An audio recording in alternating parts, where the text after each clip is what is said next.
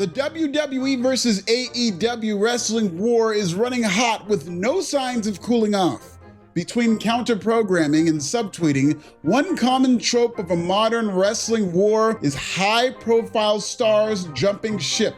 It's a cable TV tradition that dates back to Lex Luger with his hands on his hips at Nitro, looking like a zesty assistant manager at a used car dealership about to go to prison for money laundering. This era of the National Wrestling War has given us Dean Ambrose showing up in AEW as Jon Moxley, Daniel Bryan showing up as Bryan Danielson, Adam Cole showing up as Adam Cole, CM Punk showing up as CM Punk, Mercedes Moné, Swerve Strickland, Jim Ross, get your motherfucking money, kings! In recent years, the GTFO scale has tipped in WWE's favor with the debuts of Cody Rhodes, Ricky Starks, Jade Cargill, Shawn Spears, Rusev, Aleister Black, Blake Monroe, and the return of CM Punk. Today, I'm gonna tell you exactly what talent will leave AEW either when their contract is up or when they force themselves out of it. Don't worry, I'll also have a list of WWE stars who will one day show up in AEW. What's he doing there? Don't worry about it. Subscribe in Creole. Chris Jericho's name is back in the streets with his AEW contract reportedly expiring in December. As goated as he is, Chris Jericho, a former WCW television champion, overstayed his welcome in AEW. Every Chris Jericho promo during the Learning Tree run felt like Trump trying to hold a rally at a feminist convention. The sickos have a short fuse for big stars. With all that self-sabotage of booing millions of dollars in ticket sales out of Jacksonville, AEW fans are stars too, but only in the sense that they implode into themselves. WWE fans are more supportive than ever, especially when it comes to WWE legends leaving AEW to come home. Seriously, if that Y2J beat drops at any time in 2026, it'll result in the biggest pop in WWE that year. Until Vince comes back. Chris Jericho may be on the bench, but Britt Baker is on the bench and the beach during an extended, forced vacation. This is typical Tony Khan behavior when he's in fear of talent leaving the company. He doesn't job them out, he just benches them. The Britt Baker-Tony Khan tension feels palpable, and I think it's time for Britt Baker to leave the territory. The DMD of NXT would be a tiger shark in a small pond. A former DDT Pro Ironman heavy metalweight champion, Baker is a perfect candidate for an NXT reload. I expect most of NXT's top stars to be called up over the next year. Baker is BFFs with Chelsea Green, and I think it could be lit if she was brought into Green's administration as her vice president. When Chelsea Green refuses to leave office by January 6th, she can stage a coup putting Vice President Baker's life in danger, just like Mike Pence. See, these wrestling stories just write themselves. The Chick Click also includes Deonna Purrazzo, who has been vocal on social media about her lack of use in AEW. Purrazzo has responded to several tweets about her not being booked on AEW TV. Bro ain't had a match on TV all year. Actually, I had 3. Madam, you better work. Where? Patience is a virtuosa. Deonna has taken outside bookings, plays in celebrity poker tournaments, went back to school, and has done basically everything but wrestle in an AEW ring. At her peak, Deonna Purrazzo was the queen of the TNA Knockouts division, which is one of the highest bars to clear in women's wrestling. Always has been. People don't talk about this enough, but NXT has become a women's first promotion. A return to NXT and even TNA could rebuild Purrazzo's public persona while not wasting all that talent. Wardlow is the walking dead in AEW. They have no idea what to do with him. Every time AEW stumbles upon a promising Wardlow push, they also end up stumbling right into a brick wall. He's like AEW's Rubik's Cube, where every time they come close to figuring out the puzzle, they just give up on it. Wardlow's latest return shows that nothing's changed. Wardlow returned at Forbidden Door to join another heel stable after forgettable stints as the Heavy in Pinnacle, the Heavy in Undisputed Kingdom, only to go on to be the Heavy in the Callis family. In Wardlow's first show back, he didn't even get to talk.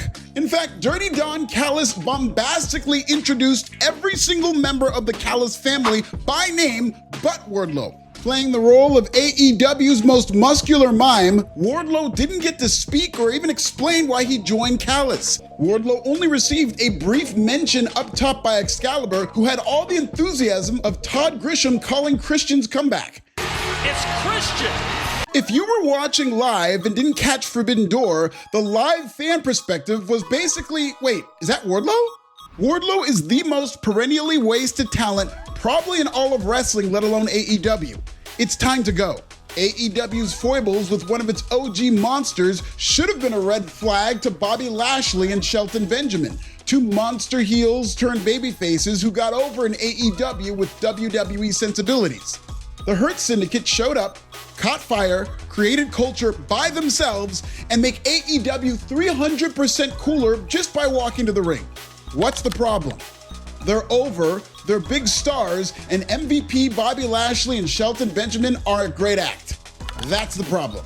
AEW has a terrible track record in retaining big personalities from up north, and MVP and the Hurt Syndicate are eating Tony Khan alive. The Hurt Syndicate does no yobs, which I love by the way, but suddenly a very specific story leaked from within AEW about how difficult the Hurt Syndicate was to deal with.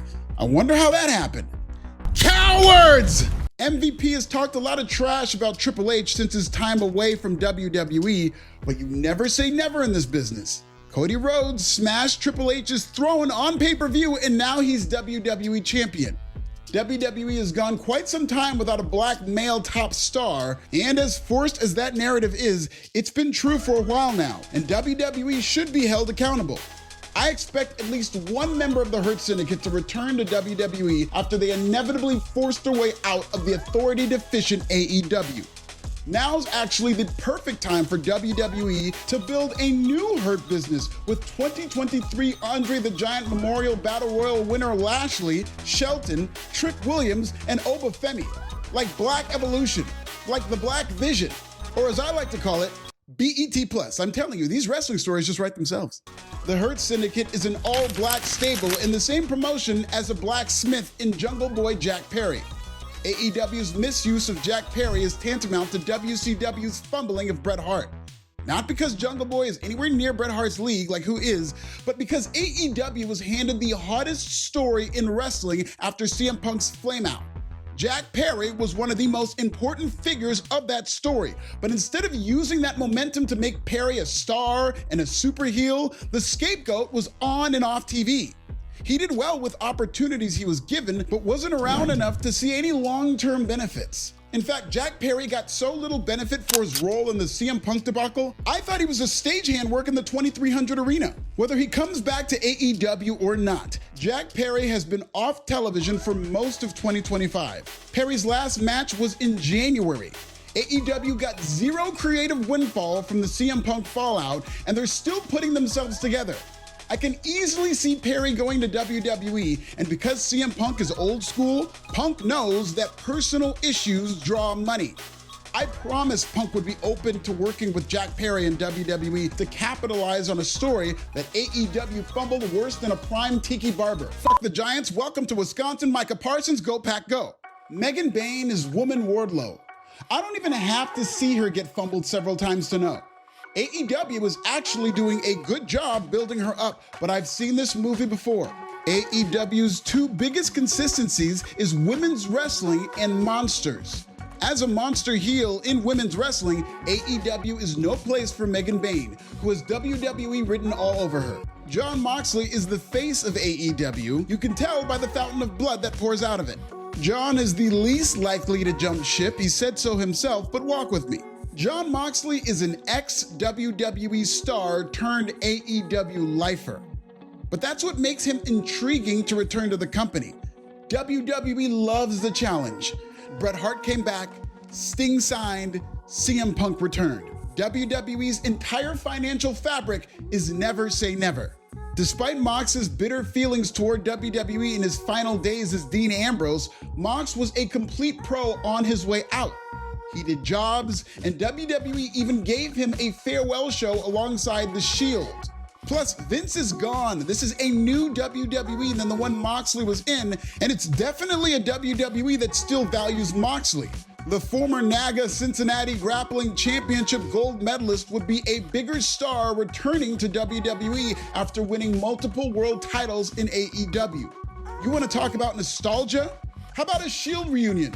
Don't think WWE isn't watching the days tick down on Moxley's contract and thinking the same thing. The Shield isn't the only group reunion that WWE probably has its eyes on. Edge and Christian hastily reunited in AEW, and while the storyline is shit, fans love it. In fact, non-WWE hardcore AEW fans in Philadelphia ate it up during Dynamite's first residency show at the 2300 Arena. Imagine how much WWE fans would pop for this. WWE's pettiness is what keeps them well ahead of the competition during wartime. And I'm sure WWE brass is seething that they missed out on the opportunity to reunite Edge and Christian first. And now that it's been done by Tony Khan, WWE will take on the challenge of doing it better in Titan Towers. Edge and Christian were initially portrayed as brothers in WWE canon, but I could see a reunion between real-life brothers Dustin and Cody Rhodes. Dustin Rhodes is unlike many on this list in that he's in a great spot in AEW. Despite his veteran status, the 4-time Slammy Award winner was walking around with 3 belts last month. But then again, who doesn't have at least 2 belts in AEW? It's like one guy with 0 aura, probably Ricochet. Dustin is one of AEW's biggest defenders, and you can tell there's mutual love between him and Tony Khan. Dustin just signed a contract with AEW that extends through 2030, but I've seen too many former WWE talent force themselves out of an AEW contract for that to matter. WWE's biggest babyface just happens to be Dusty's brother. If the time comes that Cody wants Dustin in WWE for any reason, Dustin can pull out of AEW the way William Regal got out of his contract to reunite with Triple H and Regal's son in WWE. Whether it's frustration from the bench, a big money comeback tour, mismanagement by AEW, or a combination of all three, AEW stars are all but guaranteed to continue to seek new opportunities in WWE. Between Saudi money and streaming money, TKO's WWE is making more money than ever. There's no more Vince McMahon for now, and it's run by the same people who can turn wrestlers into movie stars with the snap of a clapperboard. That's literally the greatest free agent pitch any wrestling company has ever had. And if WWE really is gonna help build up TNA to compete with AEW, they'll need name brand talent, preferably ex-AEW stars. Check out this video and subscribe. Who else can you see leaving AEW for WWE? Tell me in the comments!